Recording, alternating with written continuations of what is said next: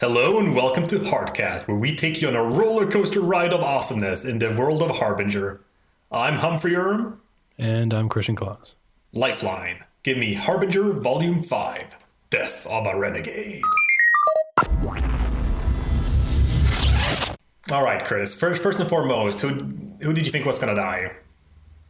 I didn't think. Oh, okay, so you thinking just like a clickbait title, or not at all, like, or maybe metaphorical or something? No. I knew someone. I did assume someone was going to die, but I just didn't care. Okay. Well, like I didn't care to, kind of think about, okay, oh God, who's going to die, and kind of try to look around not even and try curiosity. I didn't have any curiosity. Yeah, that's kind of the best way of describing it. Because the thing is, I know comics. In the sense of, I know that they do these clickbaity stuff, and I don't know. I guess maybe because also the Renegades were just kind of not my favorite book or my favorite team. I just felt like, whatever. Someone's gonna die, sure, okay. But I didn't really kind of make a big deal out of it when I read this. I was like, okay, someone's gonna die. Let's read. The way you're saying it, I kind of let's go see like the cover. I see your whole reaction as like a Tumblr post. See the cover of this volume, and then the GIF of Zelda from one of the CDI games. Good, as in like good. It's a Death of Renegade. Okay, I'm sorry. I don't know what GIF you're talking about. Oh, okay. And I guess that's why a GIF is a visual thing. Not you don't talk about it.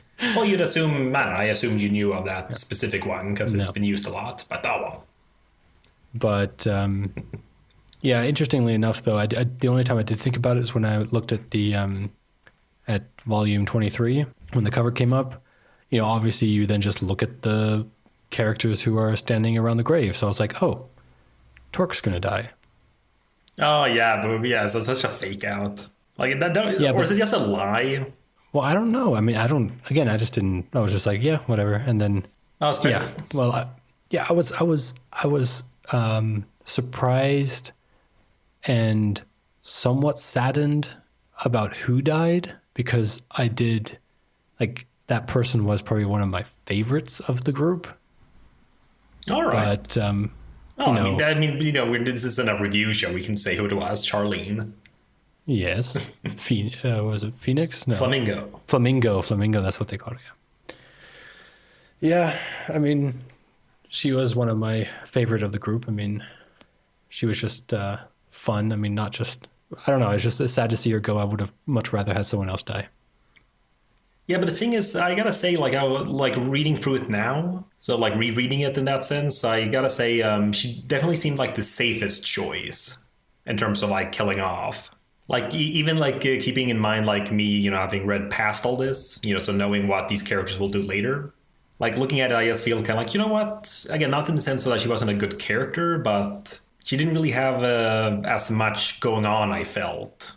The same kind of baggage like the others did, as well as the sort of connection in that sense. It seemed obviously these kinds of decisions, there's a lot of discussion going on, I'm sure. But that's also the interesting thing then, with the fake out in the previous volume, with Torque getting killed, but then not really.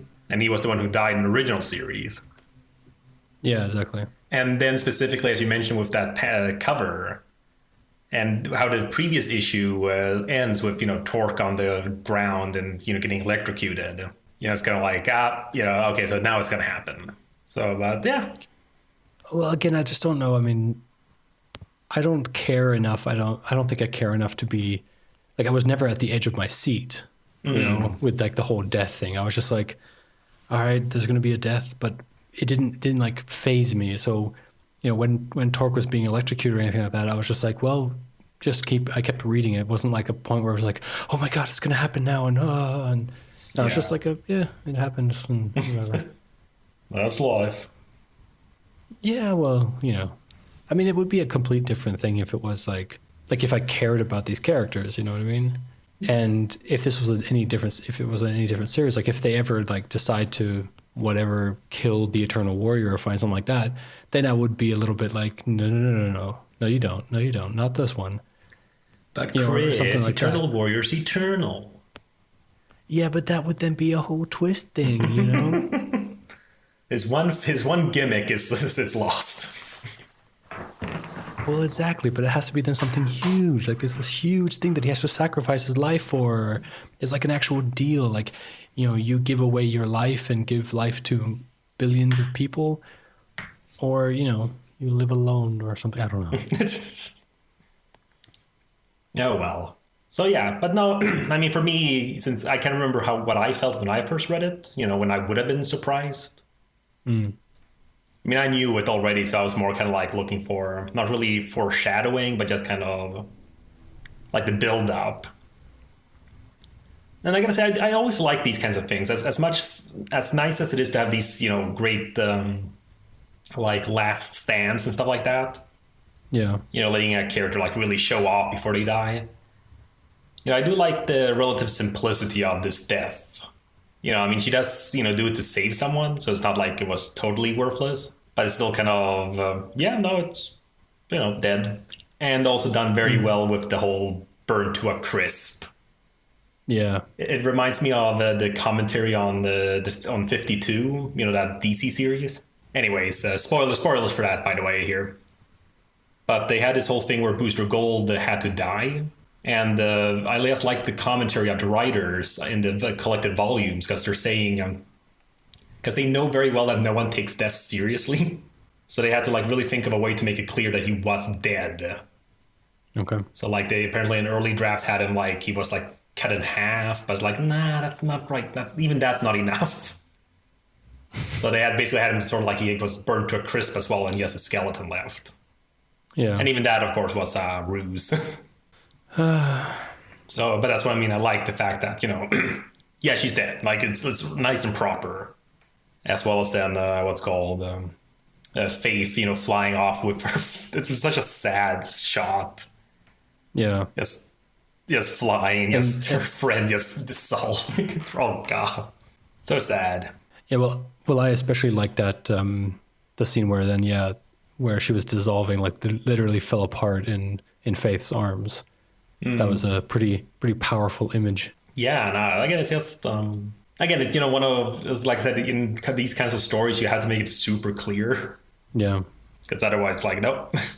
So I ain't gonna believe. But that's what I mean. I mean, but that was the whole thing. Like Valiant, where dead is dead. So I'm assuming that she's dead now.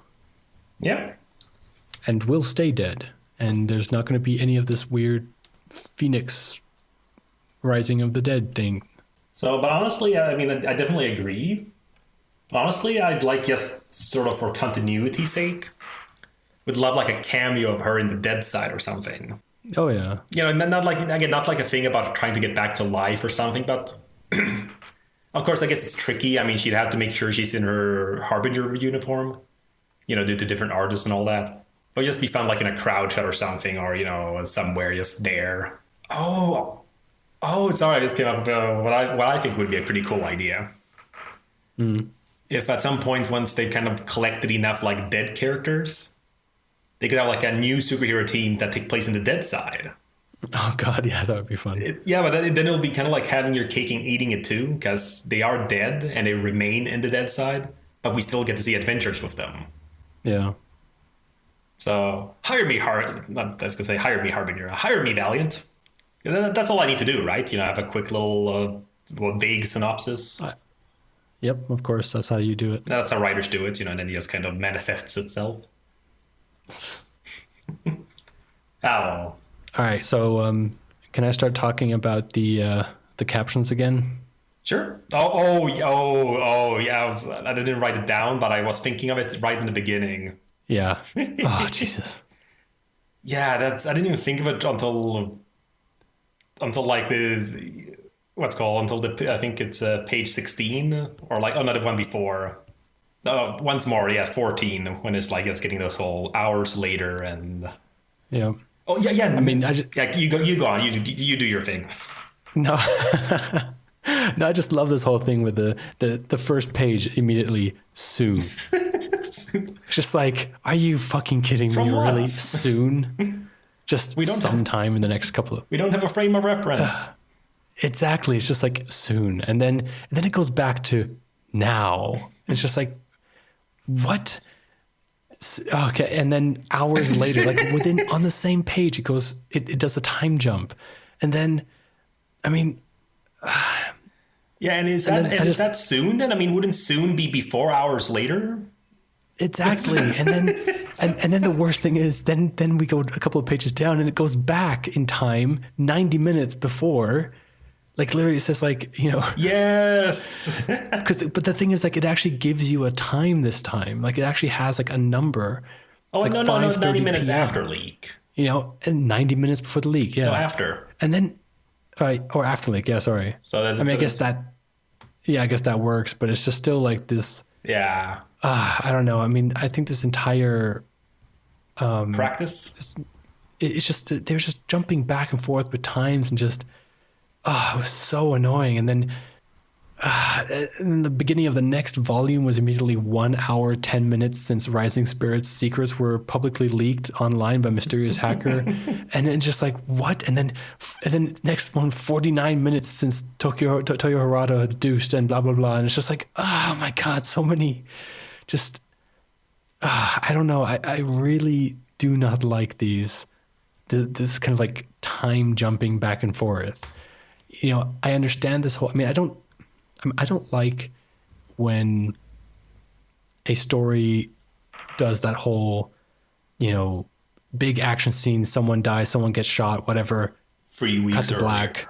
3 weeks earlier. Yeah, I can't. It's such a. I think stories should, begin and end, in a sequence. It's. Yeah, well, I mean, I feel that that's just such a cheap way of getting someone invested into a story. By starting at the cool thing.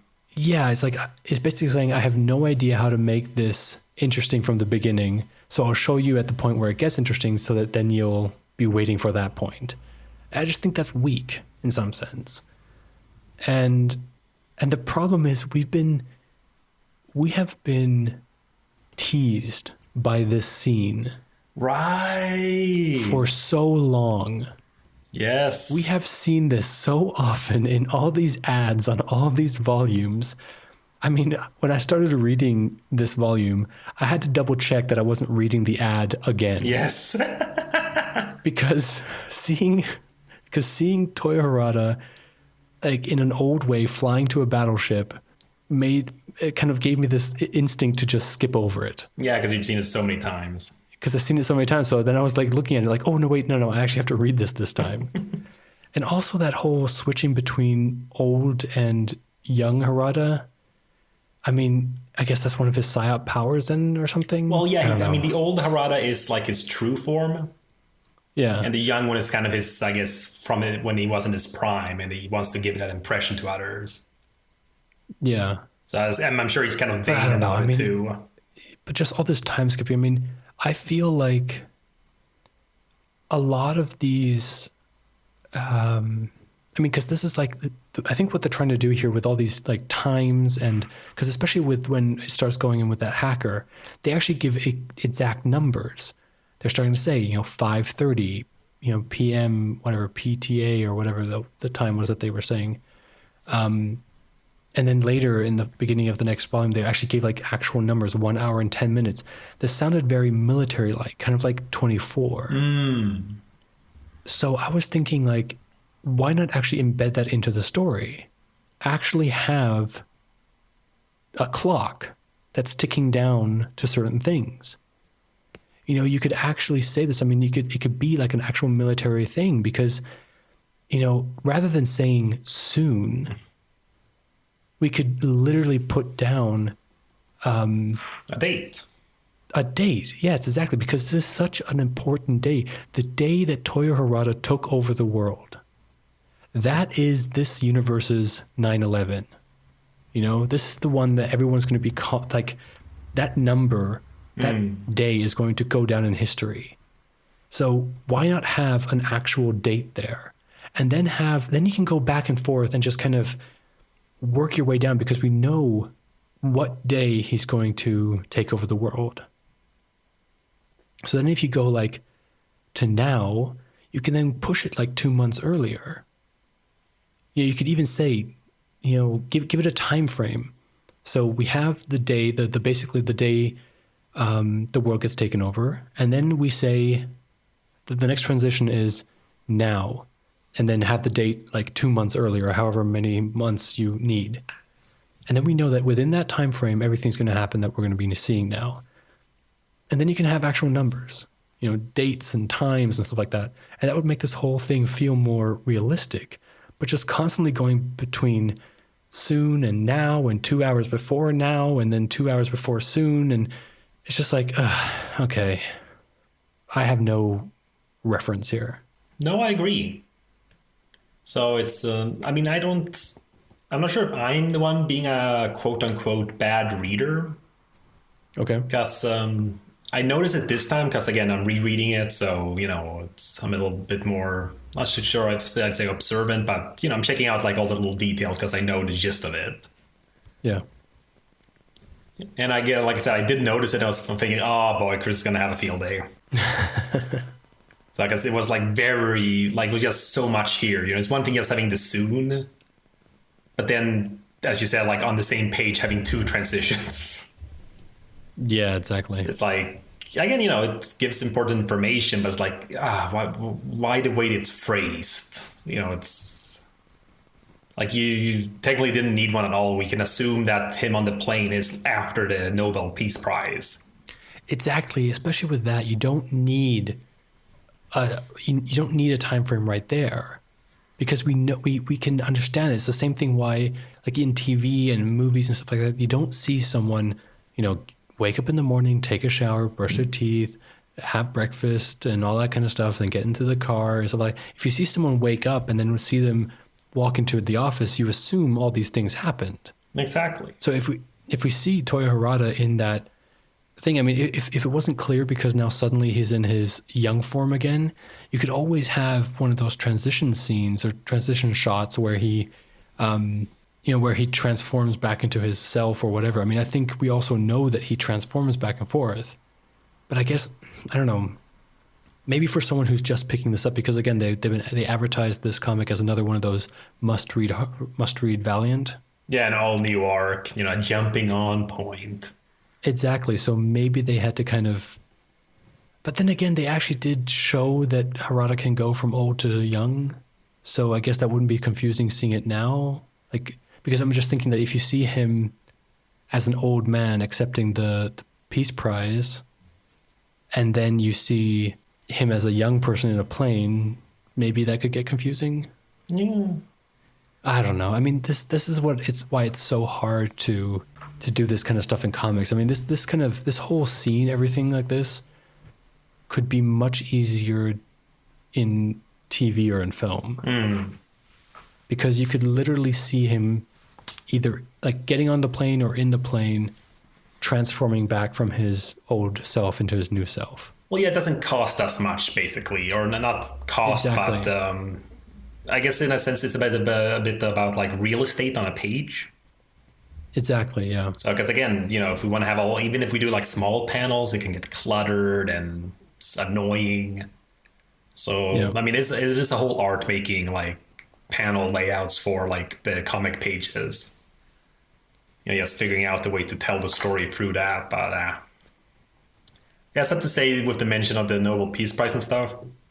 Hats off to Joshua Dessart for actually getting it correct that it's the Norwegian Nobel Committee.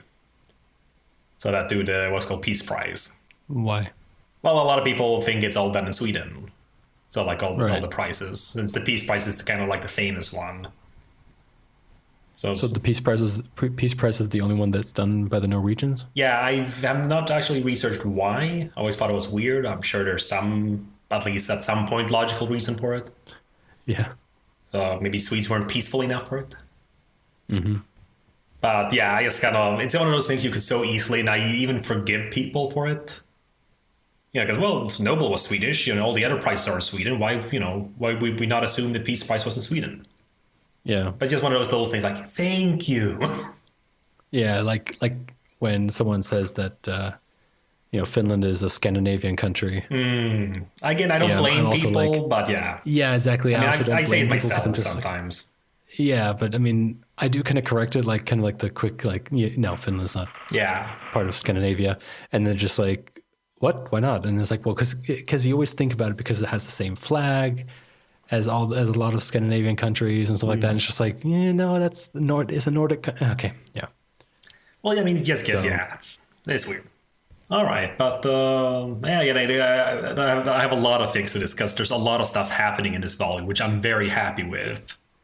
It was a big volume though too. I was a little bit like I opened it up and I saw 182 pages and I was just like, oh Jesus Christ.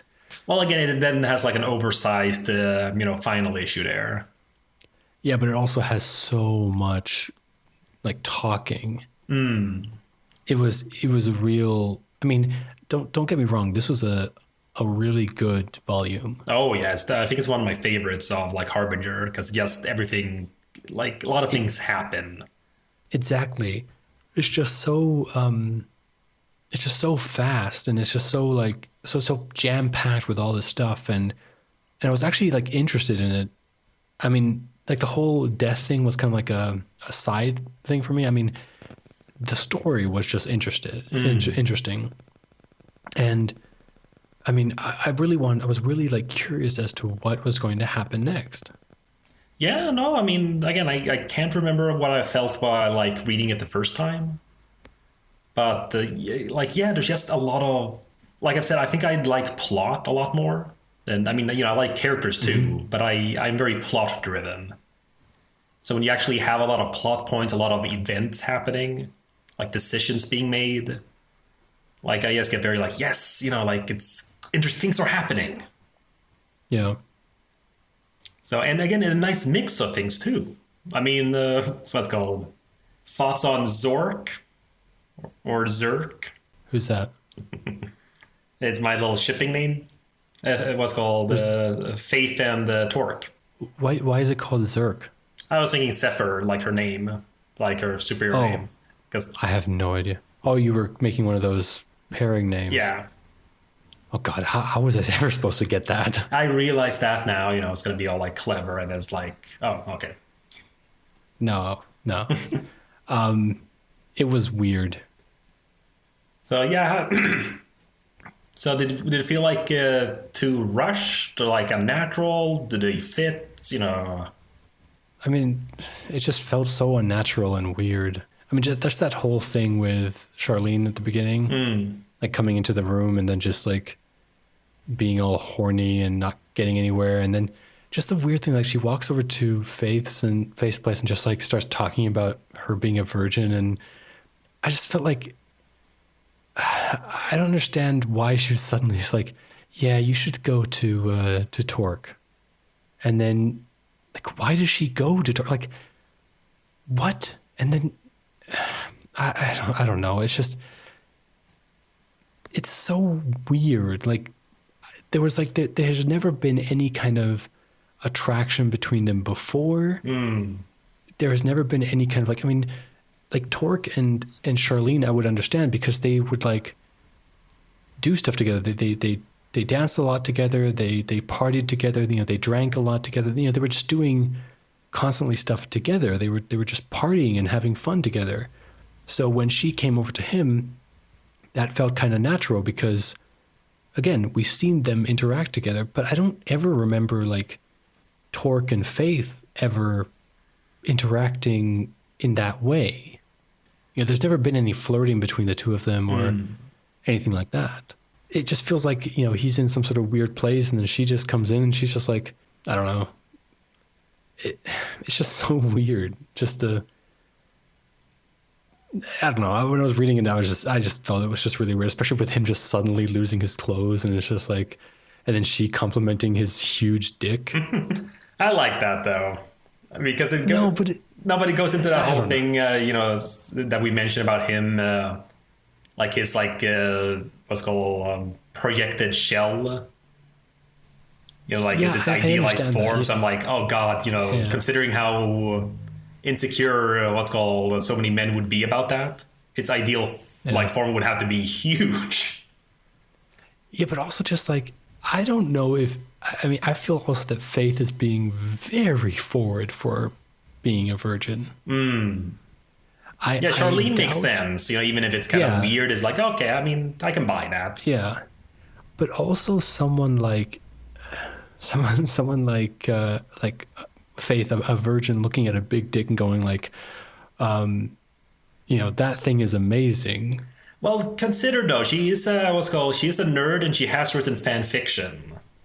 And she was also reading a boy on boy. So I don't think it'd be like, again, I agree, it's definitely a little bit too, but it's one of those things, considering how much, you know, plot they want to put into this volume. Yeah. I guess it's, you know, like, you know, we got to speed it up. And, you know, for most of my porn needs, that's what I like too, you know, speed it up, get to the point. Jeez. So, no, but it's, I agree, it's like, this could have been very sweet if it was a bit more time on it. As you said, like having some stuff before, like some seeds, basically. Just little things more with them kind of like interacting, having a little... I mean, in this sense, it really is Charlene shipping them together. Exactly. And that's all it is. It's literally her pushing, you know, Faith into the door. And I don't know. I kind of, part of me kind of feels now like, I don't know. I guess Torque's just kind of confused or something because, you know... Oh God, can he consent? What do you mean? No, but you know, it's maybe he's not like fully right in the head. Maybe he's not. Why? What? Why? No, I don't know. I'm just thinking like he's sort of been isolated his whole life in a sense. You know, just kind of with his what's called invalid legs and stuff like that. And he is kind of a bit of this sort of man-child thing. Oh my God, are you seriously like starting to talk about like? No, just something be? Again. I don't. It's not something like that. It just struck me there. Like I forget that that's not his real form. So just because he's an invalid, he can't consent to sex? No, it's, you know, his mindset. You know, he has this like he's very childish. So I'm not sure if, you know, he's like. So what? Now we're gonna have to put restrictions on man children? No. But hey, he's in a special case, you know, because he hasn't had this for what's called like. He hasn't had like all the privileges that other people have had in a sense. That's so like missing the point and just such a weird thing to like say. I don't know.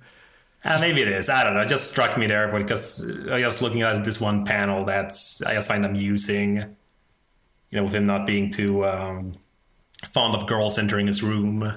You know, like, you know, Chris showed up. You know, bashed my brains in. And Charlene showed up, and yes, him sitting there with the pillow. At first, I thought he was covering up his crotch with the pillow with Charlene. So, but I don't know, it's just something very cute. And I like this kind of contrast with it, that he is this child, or not. Again, I'm actually not sure what his age is. Again, not like, you know, some kind of like bringing that up as a point about this, but just struck me like, how old is he supposed to be? Yeah. Well, again, I think that's not really a point right now. No, I mean, you're right. No, you're right. I don't know. I'm just trying to make conversation. I don't know. I just feel like he it's all just very weird. This whole deal is just weird, and yeah, it's just a weird. It feels very forced, and then the whole like how they have this relationship afterwards, like where they're still holding hands and stuff like that. It's just like, yeah, okay, maybe there's something, but yeah, this whole sex thing was just like out of nowhere. Well, honestly, or you gone? No, I have nothing more. I was just going to continue talking on my ass. So, yeah, no, but honestly, I think it's a bit of a red herring. I mean, if they're kind of going to build up for this whole death of a renegade, and then they're setting up this whole relationship here. Oh, yeah, okay. I mean, that's, again, like for me, I already knew who was going to die, so, you know, I didn't think of it this way. But now, as we were discussing it, it struck me like that's the perfect thing to set up for one of them to die. You know, they just found love. Yeah. They're all happy. You know, and even then later... Yeah, but then I think it would have felt even more cheap. Because, yeah, you're right. Because now the relationship is continuing after all this, at least. Yeah, I mean, because I think if you would have just done that just to have Torque die, or even Faith die or whatever, I feel like it would have been one of those things. What do they call that? Where fridging? Yeah, well, again, I think it's only when it happens to girls, but yeah. Okay, but basically, that kind of thing where you then you had that relationship. I mean, because if Torque would die and they didn't have sex or whatever, then it would have been just like a teammate died, a good friend died. But then you could have put more drama into it and more sadness into it to be like, he was my first and he was my love and all that kind of stuff, Yeah, no, I agree. Yeah, but I just think, again, it's just weird. Oh, no, definitely. All right. So thoughts on Axe or at X? Yeah, I kept on saying at X. I was wondering why everyone was calling him Axe. Well, it looks like an A, so. Yeah. I kind of thought he was a girl at first. Oh, really? Yeah, like at the beginning. I was kind of actually disappointed that it wasn't a girl because I thought it would have been kind of cool to have like a female hacker doing all this stuff. I see what you mean. There's a bit of a little androgynous. Well, especially in the first couple of panels. Yeah, no, but I agree. I'm kind of looking through here. Mm-hmm. I didn't think of it. Maybe because I sort of knew it already, or maybe I assumed, no, it's a hacker. It's a guy. Okay. So no. But yeah, he's kind of androgynous with the hair. I mean, I do like it. Yeah, I do like him. He just has this. He's just a very typical hacker kind of thing, Yeah, Hollywood hacker. The guy who always is a couple of steps ahead. That you think you're going to beat him, and then he's just like, nope, you activated my trap card. So he wasn't anything special. I mean, I assume we're going to see him again. Just because, this is a character that you can always kind of bring back. And yeah, but I did like it. He came in, he did his part, and he left. Yeah, no, it wasn't intrusive. He was functional, and he's fine as a character. Exactly. He's definitely a lot better than the original one, because he was actually in the original series. Oh, really? But totally different. It's one of those where it's like just in name only, pretty much. Because in the original series, he was a villain. And just like a real asshole and like kind of like shit. Actually, I think he attacked most of the other heroes, like in the other like series as well. I had to double check again because he was just like awful. I mean, I guess a good villain, but it was just kind of like, oh god. I think he got his dick burnt by Charlene as well. So yeah, it's just weird stuff. But I definitely prefer this version. Just more unique in terms of appearance and. But yeah, like you said, it's those kinds of things where they track this IP address and Harada going like, you think he could do all of that stuff and then forget something as simple as that. Right. It's like, yeah, that's true. That makes sense. I mean, sure, he could be an idiot, but well, no, but that's the thing. Like he's already proven that he isn't an idiot. Exactly, because it showed that he made it or did it on purpose. Yeah, I know, but like that's what Harada was also saying that he's already proven that he's not an idiot. This is. You guys are idiots for thinking that he would have done this, by accident. Exactly. So yeah, but yeah, there's not really much about him otherwise. So again, he's a very like he's what would you say, not functional character, but like he's like there to do he has a specific purpose and he does it. Yep. So, but it's nice, I like his reaction to Animalia when she turns into a hummingbird. Mm-hmm. Yeah, because it's such a cute hummingbird. It's a smile, and I like the fact that because she's a girl, all her creatures have like eyelashes. No, it's just it makes sense in this because it's this very simplified drawing, and it's like, well, how do we make sure it's a girl? I'll give her eyelashes. So, and Axis what's called backstory is fine as well. Tying into the Harbinger Wars and stuff like that. Just nice stuff. There's continuity. There's feeling. Although it did feel like that whole, like his backstory happened much earlier. I don't know, when I was reading it, it kind of sounded like, because they were talking about like how he did his old stuff. Like it was really confusing because I thought that this was like a couple of like different times in his life. I just thought it was so weird because he was like, you're talking about like son of a computer scientist and a Latin American literature professor. And then it says brother ... And there's a casket coming in. And I was like, wait, so is that his brother now? And then it's suddenly they're talking about, she loved you so much. And I was like, wait, she? And then they talk about how he was at 14, he hacked this and this. And then it goes down to then at 15 he cracked some other thing with then him holding a picture of a woman, and I'm like, wait, so is that now the sister? And then it says at the bottom, at 16 someone killed his sister. I was like, wait, so is that the person who died in the top? You're right. It's more of the terrible, like again, like caption time frame stuff. Yeah, exactly. Well, it was just, no, for me it was just kind of weird because I didn't connect that, because I think this is the problem with captions. If you use captions to talk about time, you can't use captions to also, or like the same looking captions to explain something. Because, if they would do it a little bit, just have a different design or something like that, where they just describe his backstory, I think then it would be more clear.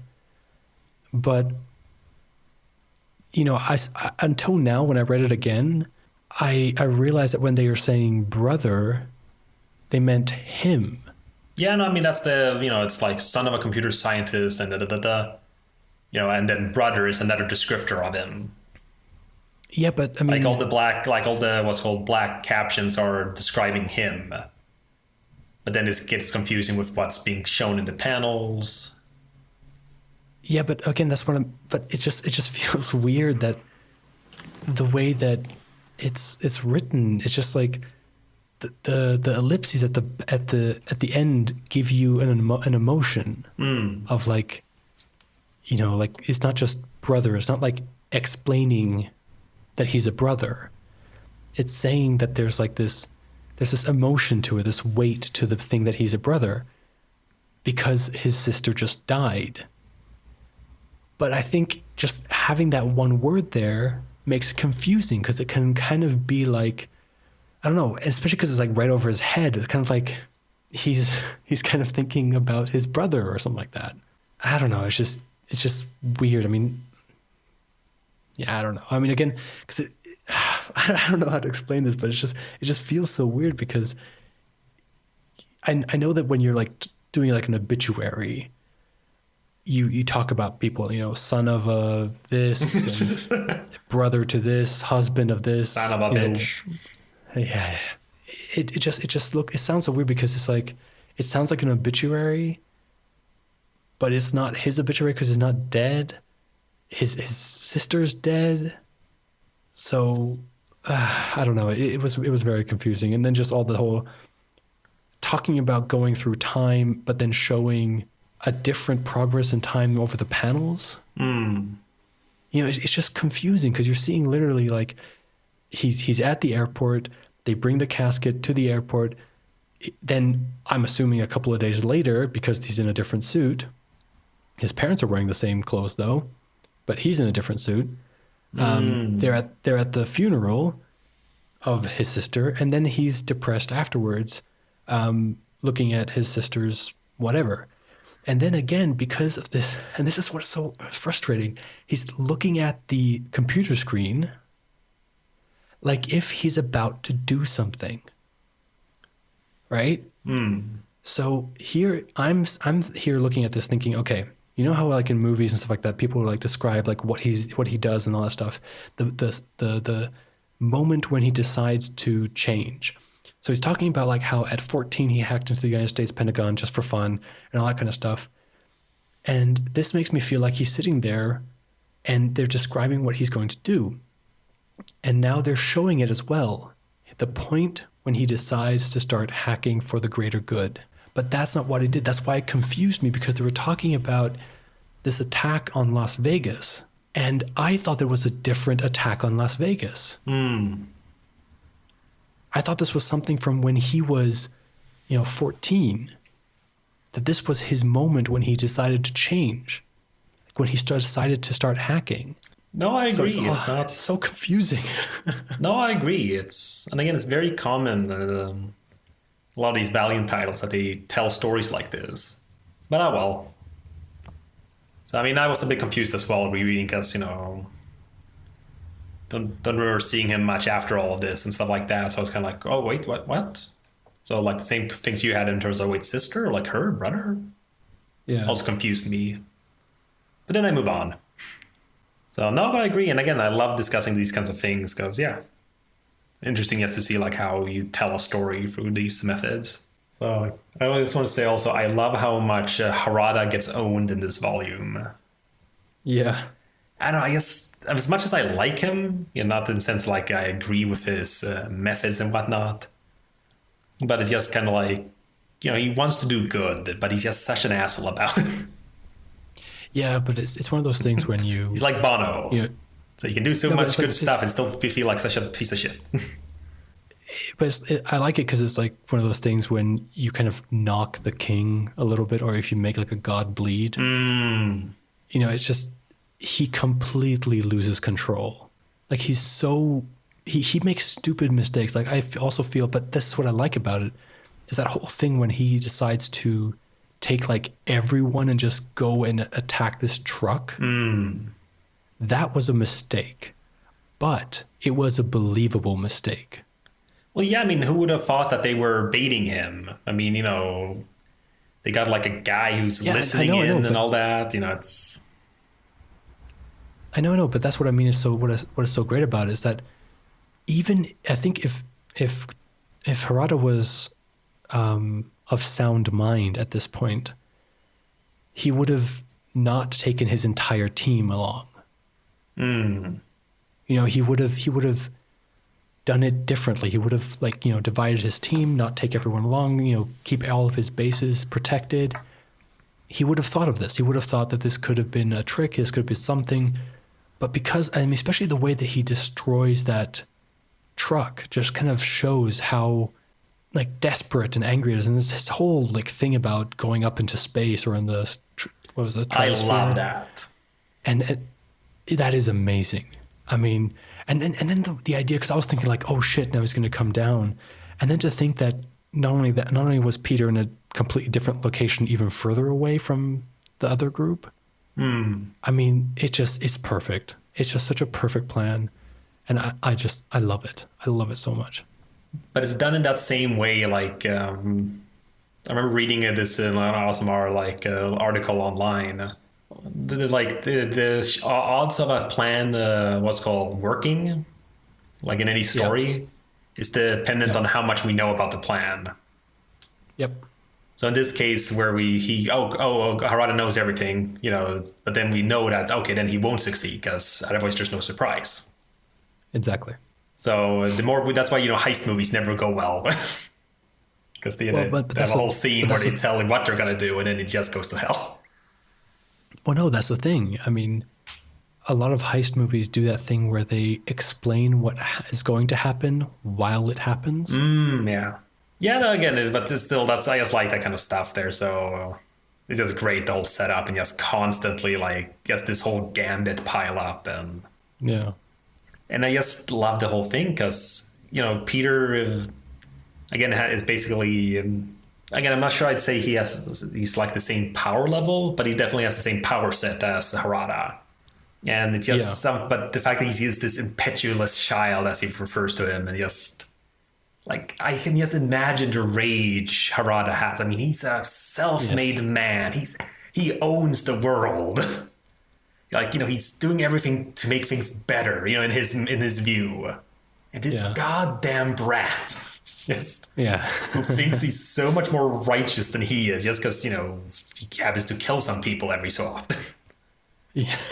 No, but it's like I can really feel the rage from Harada, just like really like, so good. So, but it's just nice seeing this stuff. I mean, it's like in Game of Thrones with spoilers, I guess, for Game of Thrones. But what season? I'm not even sure now. It's not the one that the one. What's the one airing now? Isn't there one airing now, or has it started yet? No, it hasn't started yet. But I mean, you have to say what season because whatever. Just say what happens. I don't know. No one probably cares. Yeah, well, either way.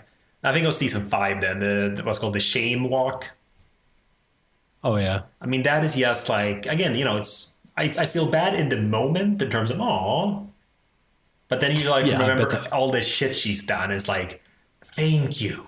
Like she's sure she's gotten like repercussions through through other people. Like family members getting hurt and stuff like that. But this is like the first time her like properly getting something herself is like, yes, thank you. Yeah. It's, I don't know. And it's similar here, I feel. Yes, kind of like, as you said, this whole like she making a god bleed. Yeah, well, I really just like the idea that with that fight that they had, where they're like starting to like melt each other or whatever. Yes, I actually, yeah. Yeah, no, it's just, I mean, I like this idea because it literally is that these two huge powers are just going next to each other and they're just destroying each other. I mean, when the monk came and like got involved, it got a little bit too confusing for me. Like just all these people, this is that problem, where it's just like there's so much philosophy going back and forth and people judging other people and other people not taking that judgment and they want to throw it back at you and you're just reading it just going, like you were just reading it with like one eye open because you just have your hand on your face kind of just like, oh my God, what is this? And you're just trying to understand it, but you just kind of, like with me, I was just like, I've just powered through. I mean, just this whole thing about the new future and then new humanities and all this stuff and like just all these plans and everything. I'm like, oh God, I have no idea. Like just like whatever, just let's just get to the end of it. Yeah, I mean, I just really like that they were just literally destroying them, like each other, and that Peter like was willing to like sacrifice himself to kill Harada. Well, again, Like, Peter really like is that. that's what I mean why I like him in that sense, despite his like assholeness and all that. Like, Yeah. but it just makes it so interesting to see. Like I said, I like this ineptitude from the Renegades in a sense. So, but it's also interesting because they actually do things, but again, not all really succeeding all the time, and it's all kind of haphazard. And yes, this whole sense of him, it's I don't mind sacrificing myself if I can just get rid of him as well. Right. And also, as I was gonna say, this is also one of those scenes I would really love to see like in live action. Like, I would love to see this done as like a digital effect with this face melting stuff. Like having the two actors there, doing the fight and stuff, and just having that like naturally just sort of happen. Not like a bunch of sparks or anything, just like this face, like. And I don't. Well, I think this whole story could be a really good movie. Actually, yeah. I mean, I guess they would, assuming all goes well for their movies, I guess it would lead up to this eventually, assuming they follow the books exactly. Yeah, but I mean, they probably won't. But yeah, no, but assuming. Again, I just love this whole like civil unrest and all that kind of stuff. So yeah. Yeah, no, it's what's it called. It's very satisfying, I feel. But how do you feel then with the end, so to speak? I mean, because now we've shifted a lot, like. Like we kind of get a bit of a status quo thing with Peter at the end, in terms of him going back to drugs. Yeah. But obviously now there's like a big deal's happening. Like, Harada has revealed himself. So now there's not going to be any of this like cover up or anything now. I mean, I really like this, not that we see so much of it, but the few reactions we do get, from civilians. I do kind of get this like, oh, imagine that. I mean, we're talking kind of about possible World War III right now, a bit, but that kind of feeling here, like, oh no, there is this superhuman guy who's basically been controlling our entire future for the last like half decade or something. Yeah. And yeah, it's just kind of cool to see what's going to happen after this. I mean, I know what, and I'm excited for it. Yeah. Well, again, I also think so too, because this is something that I kind of miss, or at least I haven't really noticed with like other comic companies, like with Marvel and DC. I very rarely see kind of like how it affects the normal people.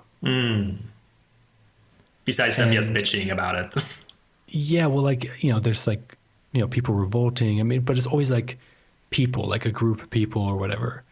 And here I just feel like, because it's such a change in the sense of, someone becoming president of the world or, the ruler of the world, it affects everyone. And I like that because the status quo doesn't only change for our heroes, it changes for everyone. And yeah, I like that. I'm actually really excited. Again, I really like this volume, and I'm really excited to see what happens next. Again, I think you're really gonna... There's this one volume first, which is also pretty cool from what I remember. But I think after that, I think you're really gonna like, and I really liked it. So, but yeah. So yeah, no, I'm also... Because again, we have this kind of split thing now. Like, everyone parting ways, basically.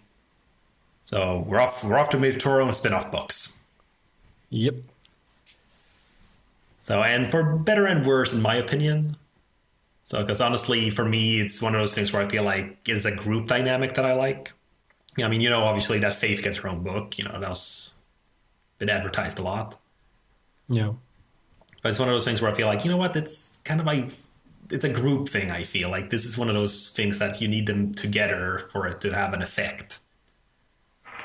You don't really want Fantastic Four, to go on up their own adventures. At least, not all the time. Yeah, exactly. It's a team thing. And I feel this was... Because they don't really, except for Unity, they don't really have team books in the Valiant universe, from what I can see. Yeah. Or actually, maybe that's not true. I mean, both Harbinger until now and Hardcore in a sense, but it's kind of like split. It's sharing the... limelight with Bloodshot until... I don't know. Maybe I'm speaking out of my ass. Okay. It's very unlike me, but yeah. But thoughts on like the little extra stories? They kind of did it like they did with Exo Manowar issue 25. Yeah. I mean, they were okay. I mean, my favorite one is still A Hero's Mission. Which one was that? That was the one with Faith at the end. Oh, the Bring Back Firefly. Yeah. I mean, it's very cute. The drawings are really nice. The whole comic's just beautiful. I mean, it's just a nice little thing with a nice little joke, a nice little payoff. The other ones I thought weren't that great. I mean, a lot of them were just all this very psychological, deep, like broody stuff. Yeah, very angsty. And then also the one with the fan fiction thing. I mean, I really did not like that art. That was my favorite, but that's because I like that kind of, like, when it's so purposeful like that. Yeah. So I can enjoy it. It's not like as we were discussing with other, like with the Quantum and Woody volume with the kind of subpar artwork or stuff like that. Here it's like very purposefully done in this like underground comic style. But also kind of showcases how hard they are to kind of recognize. Like Faith from this I feel Faith has the most distinct design, and that's just because of her body type and blonde hair. Yeah. And the others, it's kind of like, yeah, I mean, Chris, like, yeah, I mean, we know based on context who she's supposed to be. But I don't really feel like I recognize her just by looking. And Peter, too, I mean, he looks so generic here. Oh, yeah, he is generic. Yeah, I agree. As we've been discussing, he has like a very bad design. So, and even like in Torque, he has his hat. I mean, besides his body type. Yeah, exactly. But I like that. Even the hat, that it helps. It gives him a silhouette. So, and it's fun. It's... though I gotta say, they're kind of overestimating a little too proud of themselves about like fan fiction about themselves. I was actually shocked. I mean, except for this one thing I remember from Valiant Effort during their podcast. Apparently there's this thing called like Amazon Worlds or something like that. Yeah. So where you can like get paid writing fan fiction or something. Yeah, kind of. Yeah, I haven't fully understood it, but there's apparently a few Valiant ones. So I remember listening to that podcast, and it's something kind of neat, the way they're reading about them. No, it's just neat to kind of like, okay. But yeah, I'm not sure how many people actually have written fan fictions of any Valiant character. Well, I mean, all we need to do is to take a quick look at fanfiction.net. No search results for Valiant found. Did you mean that CG movie with the pigeons? We have 100 of those. Oh, jeez. Is fanfiction.net still a thing? I think so. I'm not sure how much more. I think that like the one right now is Archive of Our Own. AO Free, I think it's called, or A Free O. I don't know if you've seen something on Tumblr about that. That's apparently like the go-to place now. Oh God. If I search Valiant Comics, two things come up and both of them are not Valiant Comics. Let me just look Valiant. Search Valiant. V for Valiant. Deadpool's erotic pirate adventure. The worst part is I don't know if that's an actual one or a fan fiction. Well, the thing is, yep, there's not a single... Wait, there has to be. All right, Valiant Comics fan fiction. I'm just going to Google that. It's just one page you get, and it's just referencing this comic. Oh my God, there's actually... there's four fan fictions about Valiant the movie. The pigeons. Yes. Again, not I overestimated with the 100 thing, but yeah. There are literally... Oh my God, Valiant is actually... Sorry, we're completely going off, but Valiant actually requested people to write fan fiction. Oh God, that's so sorry, Valiant, but that just sounds very desperate. I just saw a comicbook.com blog from 2013. Valiant says, want a job, try fan fiction. Oh, well, that's a bit different. Well, I haven't gotten there. Oh my God, there's like literally, there is actually no... I mean, there's this Amazon's fan fiction division inks deal with Valiant Comics. Yeah, again, I think that's the only one because they had quite a few on that. Oh, this is official fan fiction from Valiant. Is that not a misnomer? Or is it an oxymoron or something? Official fan fiction? Well, it says here Valiant Comics makes fan fiction official with Amazon. Yeah, but I think that's the thing. These are the ones that are like approved. Yeah, here on Kindle Worlds. Yeah, Kindle Worlds. And officially sanctioned fan fiction from Valiant. Yeah, there we go. Okay, that's cool. All right, well, I mean, we're kind of gone over the hour now anyway, so we can maybe wrap it up. Oh, yeah, dang. Yeah, but again, this volume had a lot of stuff to discuss without... Oh, yeah. And, sure, there was a lot of usual rant things. Well, not rant, but just long. Like, I don't get it. Like, it's like captions. It's weird. Time flow. Yes, exactly. I do want to say, though, because they did the same thing as they did with Exo Manowar, with the, like, whole covers. Mm-hmm. So, and it's kind of fun because I've actually read all of these. So I bought them during a sale on Comixology. So, like, less than $1 each. So, and again, it was a nice read. So, like, just fun, exciting adventures. So, but then it kind of gets a retool at one point. Yeah. And it wasn't too bad, but it's one of those things, where it's like, like you kind of liked how it was, and then they changed it up a bit. And it's like, yeah, it's okay, but I kind of miss the old, style. And from what I can tell, this never had an Acclaim version. So there's like a lot less comics shown here. But I just love the transition of it, like all these bright colors in the like first ones. And like the reboot, and I don't know, I guess a lot more subdued. Oh man, I kind of pity they... Oh man, they totally... I mean... The four covers that interconnect?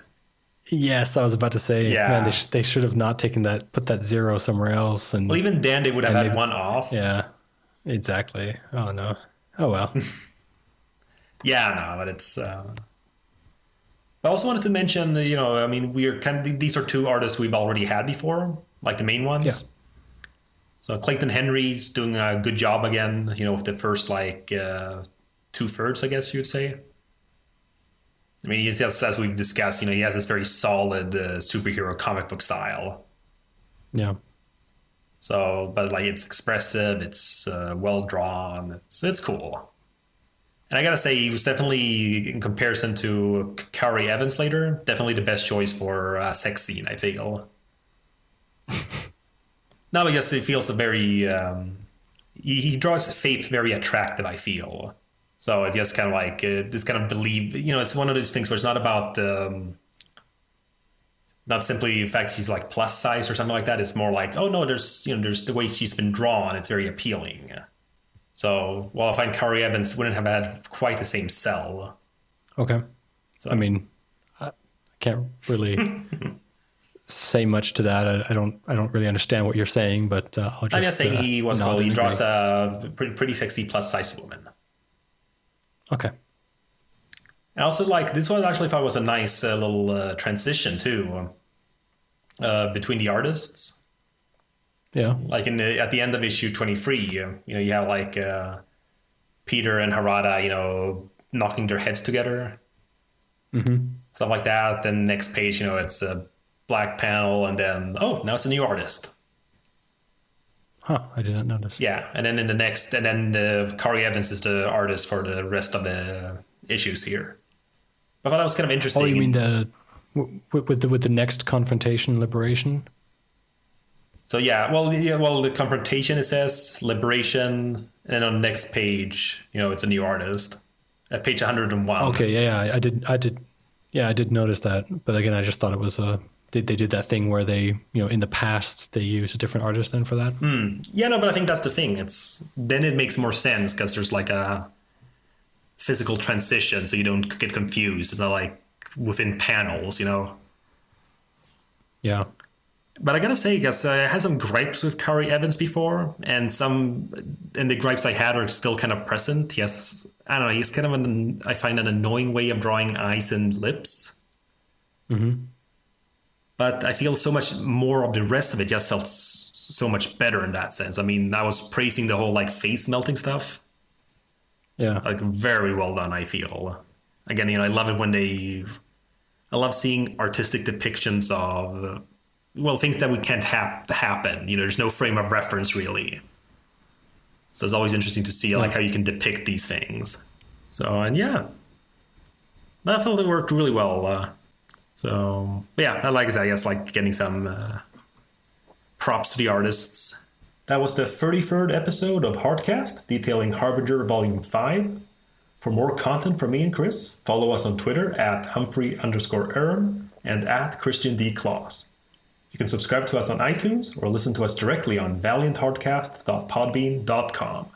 And remember to like us on facebook.com/valianthardcast. Catch us later for our next episode discussing